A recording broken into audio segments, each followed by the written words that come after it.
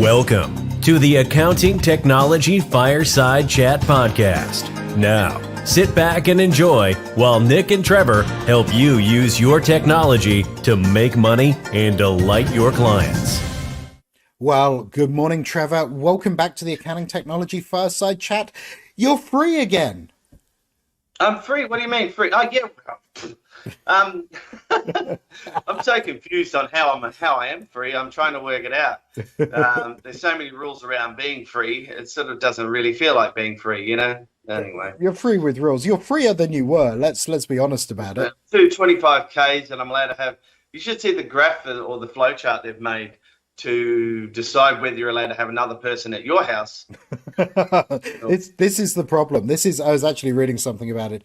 If you make rules that are too complicated, people will just ignore them because they're too hard. You need to make simple rules like lockdown or not lockdown, right? Yeah, each household is allowed to have one more person at their house, or one person and two people in dependents at their house. So they're going through and they're saying, say your 16-year-old son has someone over, that's it for the day. Oh, and if your 16-year-old son's friend goes over, their family's not allowed to have anybody over at their house anymore. Oh, well, there's nothing we can do about it, Trev. It is what it is. Ooh, yeah, I know. It's just very complex and confusing. But, you know, a lot of places aren't, you know, like we had the venues because they're only allowed to have 10 people inside. And Victoria's not, where there's not the best for outside dining. So they're all trying to work that one out. But anyway, on the weekend, I suppose we'll go somewhere and have a beer and work it all out again and start to get a bit of freedom. Feels a little bit better. No, well, that's cool. So, Accounting Technology Fireside Chat, here we are again. What are we talking about today? Well, I thought last week we talked about using the Microsoft 365 stack and making sure that you're using all of its functionality. Yep. And one of the things that accounting firms are really probably now they're going through is their telephone system. Yep. And I don't think a lot of people realize how they can use Office 365 or Teams as a telephone system and what are the benefits of doing that. So I thought that was a really good discussion we could have. It's a great discussion, and it's a little less simple than you'd think it would be. You know, we've all got mobile phones, and telephony seems to be something really easy, but it's actually quite big and complex. But let's use the US example first, and we'll dive through that. So you probably remember before there was Teams, there was Skype for Business. Yeah. And before there was Skype for Business, there was Link. No. And before there was Link, there was Messenger. But anyway, I digress. When Link was first brought out, it also worked as a phone system. So it had instant messaging, presence, and telephony. And lots of big organizations rolled that out, but that was complicated. It was really hard to roll out Link in your environment and make it work. You needed all sorts of infrastructure.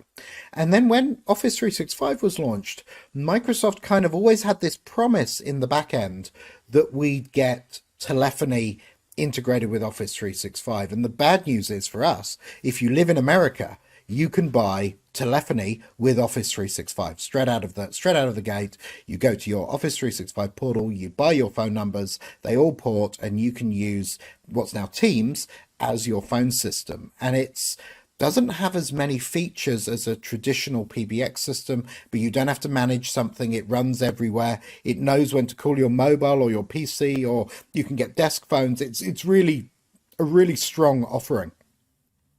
That seems to be different in every country in the world. So they rolled out America, and I was in America just after it rolled out, and the IT service providers there were so excited. It was a really cracking solution.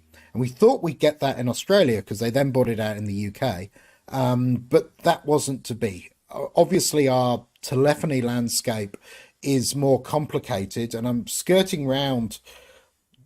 I'm pretending a monopoly. I'm pretending the issues are all technical, and I'm not sure they are, at least in this country. So there was this huge announcement that Microsoft had brought it out in Australia. They hadn't. Telstra had brought out something in Australia that integrated with Office 365. And I went to deploy that at one of our customers and thought this will be brilliant. And it was a bit of a train smash, to be honest with you, because it suddenly got really complicated. And I went, no, it shouldn't be that hard, right? You should just turn it on and make it work. And they were talking SIP trunks and all sorts of horrible things. But moving forward now, Most service providers, so for example, TribeTech, who I'm working with at the moment, can deliver telephony hosted in the cloud through Office 365 and through Teams, and it's brilliant. We use it. It's being rolled out to a bunch of other organizations at the moment, and it makes a massive difference. So it's been really hard to get here. You can't just order it from Office 365. You need to engage a IT service company who does it, and not all of them do. And what's the cost? What's the cost of it compared to, running a normal VoIP system? Wow. And we'll talk about the differences I'll in a second. But what do you sort of feel? What's the cost per month? Well, I don't know the numbers. I haven't looked at them for a while, but it was at least comparable, if not better. But the thing is, you don't need to run, and a lot of people who run a VoIP system, it's still got some on-premises components, right? There's still a device on premise that you're leasing and you're paying off over time that runs things, and that can fail, and it kind of works if you're in the office and it doesn't work if you're not, and then we had these VoIP systems where you had a soft phone on your PC and it was just horrible, and the whole user experience was rubbish. The thing about Teams is if you know what you're doing, you're already using it to collaborate, right? You're already using Teams to talk to the rest of the staff. You're already using Teams to have conversations inside your organization. If you're already doing that, then this just adds telephony to it, and it's a logical next step. And the experience is great, right?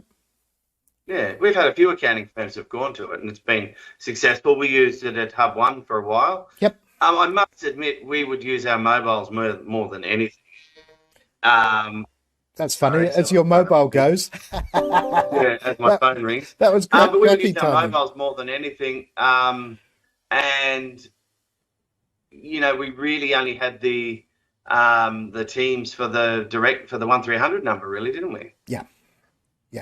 And we just to have a telephone number that wasn't our mobile that we could publish on our website. Yeah, absolutely. And nobody ever called it because they'd either call our mobiles or their email or they'd fill in a form. So I know someone would call it and then go, "You guys are never around." Yeah, we weren't, because we weren't sitting at the end of the phone trying to answer it. But that's a whole nother thing. We weren't a telephony-driven company. So let me talk about some experiences. So that's one thing is, mobiles, the decision I suppose you've got to do is, do you really need a phone system? Yep. And let's look at everybody, all these accounting firms working from home now. Okay, so they've gone, oh, crumbs, I've got a telephone system, great big PABX system sitting in the office, totally useless now. Yep. So they're then now moving to that situation. Either they've got a VoIP system and they're paying extra money for it. And the problem you get, or they've got everybody's on their phones, their mobiles, but you can't transfer calls. It's a lot more difficult to use. You don't have a reception. You don't have those sort of things. And,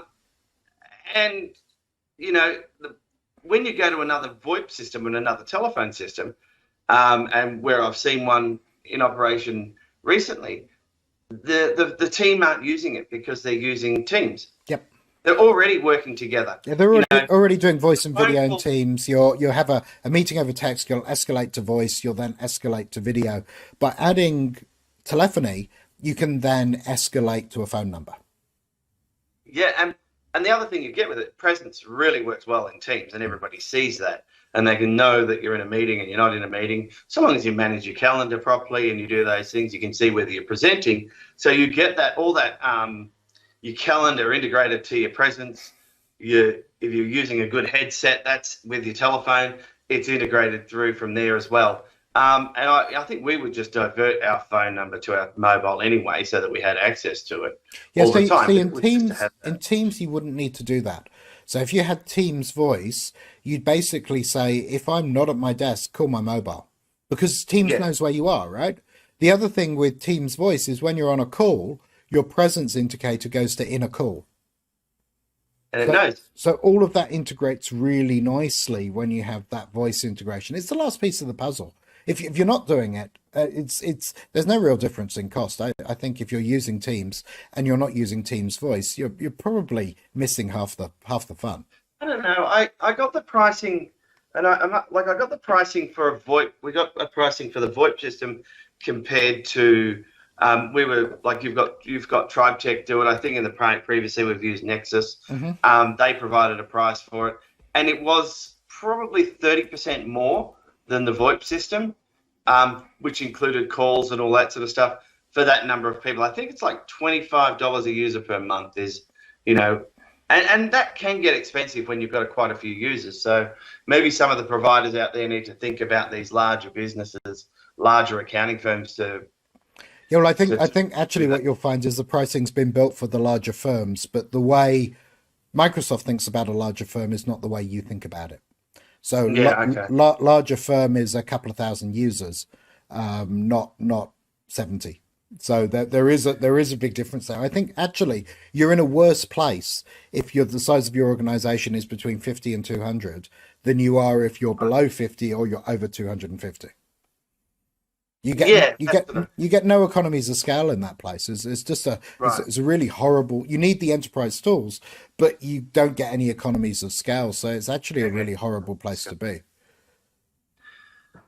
Yeah, well, that's true. So why, let's think about why would you ever want to use that? If you could have conference facilities, so you've got the other option you've got is you could just put audio conferencing on there, which is $5 a user per month.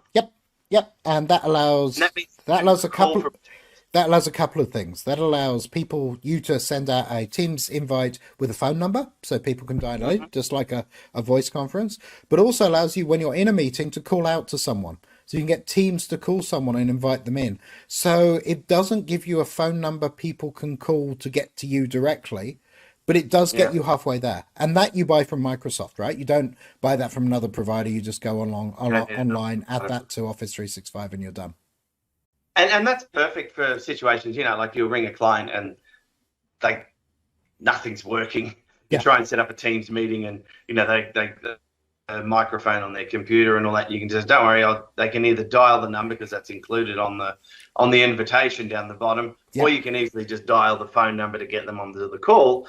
When, you've got a conference of already a number of people, so it solves a lot of those problems. I actually like that part of it. I would say that the voice I haven't really used that much. It was just again to have a number that we could publish on the website. Everybody calls our mobile. We just give our mobile out and know how to use it, and most people respect that. Yeah, no, absolutely. And people don't like phoning desk phones anymore because no one's ever there. So you either leave a message, you end up phoning the mobile anyway. You might as well just go straight, cut out the middleman and go straight to the mobile. Everyone tends to put that on their business cards now, unless, I don't know, some people don't, but some people are quite traditional. But I think the way the world's moving with those kind of personal relationships is it's just phone and mobile. But if you think of an accounting firm, right? Okay, let's go back to an accounting firm and think, well, you want them to know the accounting firm, not all the individuals.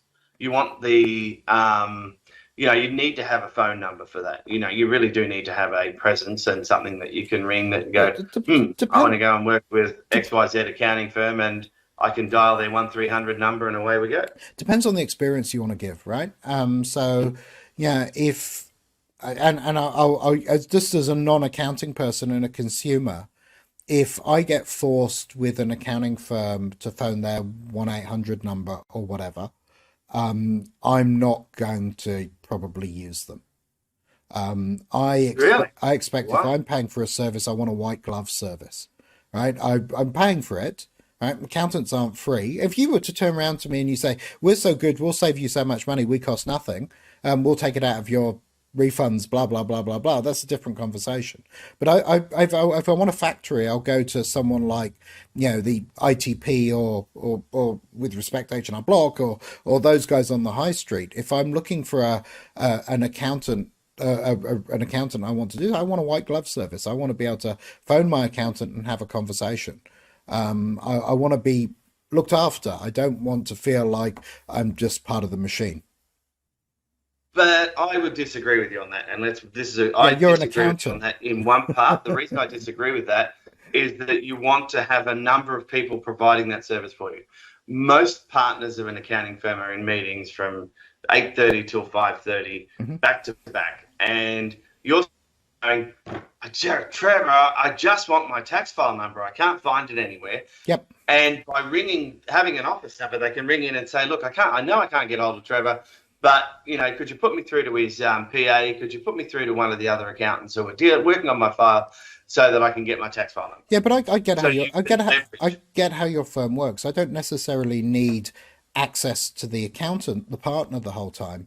I need someone in your business I can pick up the phone to who's like a client, my account manager, if you will. That's not client service coordinator. That's what they. I don't go and see the brain surgeon when I want to get a copy of my X-rays, right? This it's exactly the same, and that's not necessarily an admin person either, right? Right. So now we go to the next thing. This is cool. This is a really cool conversation. So who owns the mobile phone? People own their mobile phones now. So they own their own mobile phones. So therefore, the accountant's worried that relationship stays with the individual again, and then they lose value off their accounting firm. Well, then they need to provide value to the customer to have the customer value the firm over the individual, which you're rarely going to get, right? There's how many accounting firms are there in Australia? 40, 50,000. I think about 10,000 we have always said. Yeah, there's no a few more, maybe a few less after COVID. The only names which are valuable are your big ones, right? So I'll go to one of the big four, so a Deloitte, EY, KPMG, or PwC, for the value they give of their networks and who they know and what they're able to do there. But I know I'm going to be paying stinkily through the nose for it. If I don't want to do that, and I just want really generic stuff, then I'll go to someone in the high street. And if I want somebody to give me an awesome service and look after me personally, then I'll go to a suburban accountant who does that for me, right? But that's the person. That's not the firm. That's the individual that I have a relationship with. And to be honest with you, if my accountant moved to another firm, I'd follow them. Unless they annoyed me, and then I'd go somewhere else. Well, yeah, true.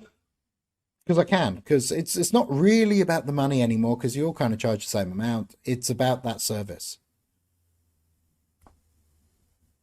right? Unless the person who answered the phone was always able to answer my question. Yeah, and everybody should be able to do it, and that's where the technology comes into it. But I still like the idea of a group of people looking after you rather than it focusing on one individual. Fine. So so break your firm into small teams, give them a subset of customers and say, you guys, if one of these people phoned, they're yours, right? Solve the problem. And how would they would only phone the mobile. So then your problem you've got, if you haven't got a telephone system, is they call the partner, let's say they call me, and I'm in a meeting. Someone's just called before. I turn the phone off. That's brilliant. I'm going to go into a meeting after this. So they pop a message. You're using voice to text. You get the text message. You forward it to one of your team members. They call the client back and solve the problem. That's beautiful. Right? Or you're watching your email on your laptop in the meeting, and the message from the client pops up on your laptop. You forward it to the right team member. They go solve the problem. Client's happy. Yeah, then you're distracted. You've got to be in the meeting. You've got to be focused on what you're doing. Like you're in a meeting with someone. You're normally talking about something fairly high level, and you don't have to be distracted. And you're taking notes. And while you're taking notes, if you're smart, you're doing it on a device where you can also answer other things if they pop through. That's next week's conversation. Let's get into that. I promise you that we will not forget to talk about taking notes in a meeting on your device and covering that. Let's get into that one next week. We've got to sort of wind up a bit, but I'll let you finish off, Nick. Cool.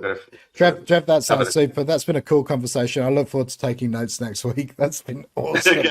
All right, my man, you have a fantastic day. And make sure, if you want us to cover anything, to click on the link below if you're watching, or subscribe on whatever platform you're on. Pop a comment so we can see it, and we'll be sure we cover what you're looking for. Thanks for listening or watching to the Accounting Technology Fireside Chat. And from me and Trevor, it's see ya. Have a good day. See you later, guys. Bye.